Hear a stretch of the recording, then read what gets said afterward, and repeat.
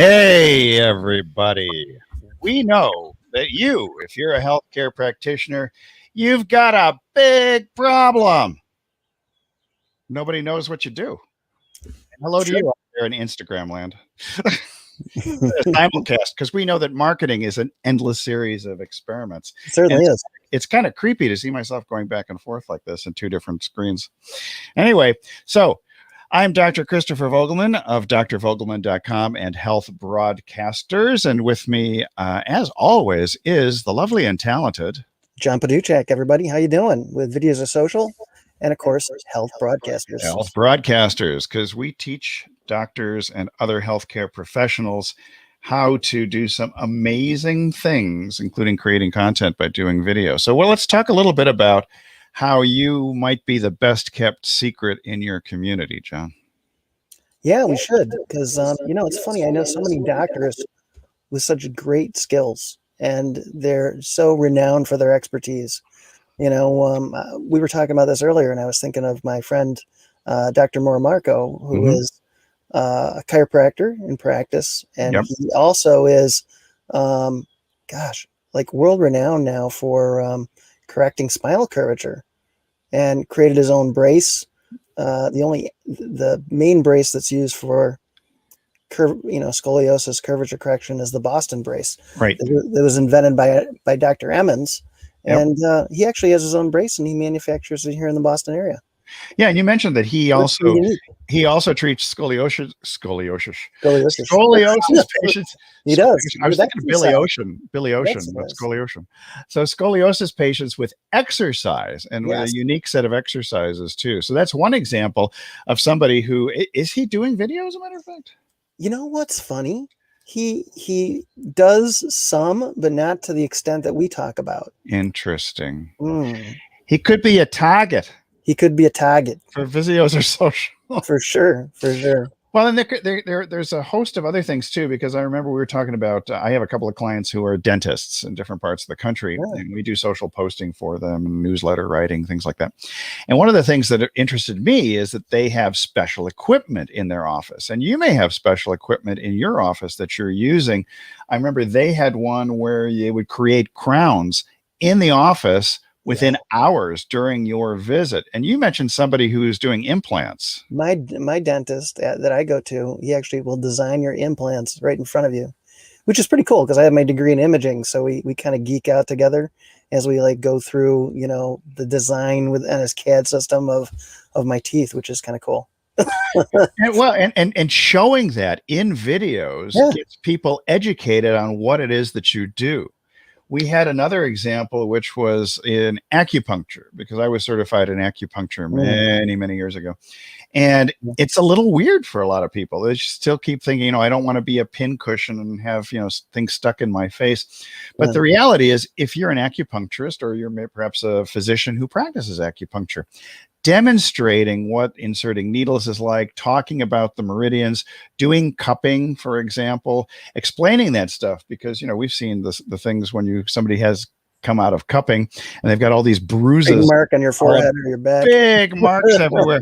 And people really don't understand what that's all about. But if you explain the philosophy, explain bringing stagnant blood to the top, I'm not saying that all of you who are out there need to be acupuncturists, nor that you need to do cupping, but it's important to take whatever technique or whatever procedure you're using and educate people. Like you were mentioning, John, just before we went on live, about functional medicine, that you say you're Mr. Functional Medicine.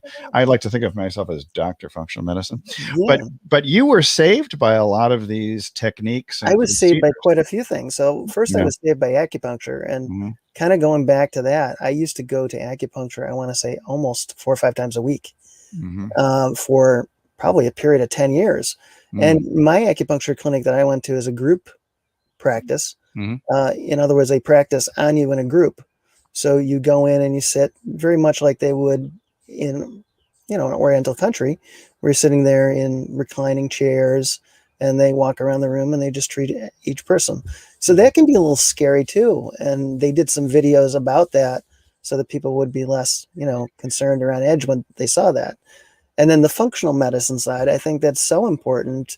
For years, I looked for a doctor that could treat me, and finally found one I wish he had videos that talked about the treatment that he did, but I just happened to get lucky one day, and he showed up as the top GI doctor, and in New Hampshire, and they did this big kind of expose on him in one of the medical magazines. And it's critical to become known in your community. I'm not talking about necessarily being known in the entire Boston area or the whole LA area, for example, but narrowing or targeting your little slice of the market and beating out your competition. Because let's face it, healthcare services are majorly competitive nowadays. There's consolidation of practices and other things, and you have to distinguish yourself from every other provider, every other practitioner of your particular field of medicine or healthcare services. You really do. And, these are unusual things that we're talking about, very unique perspectives on different types of treatment, different types of medicine. And unless you're doing video or, really talking about what you do, you're the best kept secret agent that there is. Yeah, being the best kept secret puts you way under the radar. And if nobody knows who you are or what they do, they're not going to come to you. No, they're not. They're not even going to know you exist. Yeah. Yeah. And I think that's, you don't have to have these unusual techniques or procedures in your office in order to attract people, because bottom line is people want to get a feel for who you are, what your personality is like, maybe some of your interests, in order that you build up that know, like, and trust factor, which we sometimes refer to as the know, love, and trust factor. And if they feel more comfortable about getting a sense of who you are and that your intention seems very noble and good and out to help people, they are more likely to come to you. So you could be a family practitioner, for example, who just talks about nutrition or several tips about exercising. You don't actually have to have something fantastically different than anybody else, but your personality is going to be different than everybody else. Sure. And it's great if you can kind of give people a perspective of who you can treat successfully and who's had good results with you. And that's kind of a function of getting great testimonials, which is another avenue that we help out with. Well, we'll talk about that another time. Well, we're going to talk about that another time. Exactly. Yeah. But it is part of video. So. Yeah, and it is part of video. And one of the things that people may, some people may be a little bit afraid of going in front of the camera. They may not like their voice. They may feel like, oh, I'm a big time professional. I'm not going to do video. Video is for people who are performers, and I'm not a performer. I'm a scientific doctor. Well, the reality is that people will come to people. Get this. People tend to buy services from other people. How about and that? if they like it, it's funny how that works. And so if you can present yourself as a people who loves people, you're going to find that you're going to attract a lot more folks. And the bonus is that you're going to stimulate your existing patients or clients in your community to come back for return visits, because you're maintaining that top of the mind awareness. So educate in order to make your practice great. The other thing I'm thinking of as we're talking about this that I think is so important, so many times, I can see somebody listening to our message today and saying, but I'm not sure that I can do that. But, there's people like Dr. V and I who help people like you to do this. So don't feel like, you can't do this. Maybe you can't do it yet. Maybe you need a little more help. But, the end result is that eventually you'll get to the point where you feel comfortable doing that, and then you can get the message out yourself. So there's a lot of ways around that. Yeah. And I was just going to say, sorry to interrupt you, that practice makes perfect. And to keeping that in mind, we actually have a workshop that we're doing this coming Saturday on March 27th, which is, like I say, I got it right this time, the Easy Video Marketing Workshop for busy health professionals. You be busy. We know that, which is why we're going to condense everything into, we have an 8-hour program, but it's 4 hours of content and 4 hours of practicing and feedback. And what's our guarantee?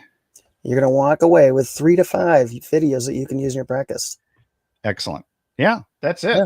I mean, and I'll tell you what, there's so many, it's funny about this because my wife used to say that I totally sucked at video. And looking back at some of them, I was very stiff, I was very unnatural, and I felt very uncomfortable being in front of the camera. We all were. Yeah, we all were. And it was through practice. So John and I, for example, we started last year at the beginning of the pandemic. It was either March or April. We started doing, I think March, I'm pretty sure. March, or Match, as they say. Match, as we say in Boston. Match. And we started doing daily live broadcasts. We called it the Don't Dream It, Stream It show. And then it eventually became the Marketing Happy Hour. Which we still do. We were enjoying adult beverages at 5 Eastern on Friday afternoons. But we developed a rapport. We developed a wonderful audience, and we developed rapport with guests, many of whom are still with us. So I think it's something that you need to consider very strongly, that if you want to increase your Google reach, like we talked about in the previous video, you got to get on YouTube, for example. Yes, you definitely have to get on YouTube, because second largest search engine, got to be there. Second largest search engine. So with that in mind, I am going to drop the link to our workshop, which is going to be right down below this video. Please click it, take a look at what we're offering. And if it's a good fit for you, we'll look forward to seeing you on Saturday in our workshop. And if you got questions, comment below, because we'll answer them. We will. We're good at answering questions. Yep. Very good. All right. Excellent. We'll see you soon. See you soon. Bye. Bye, everybody.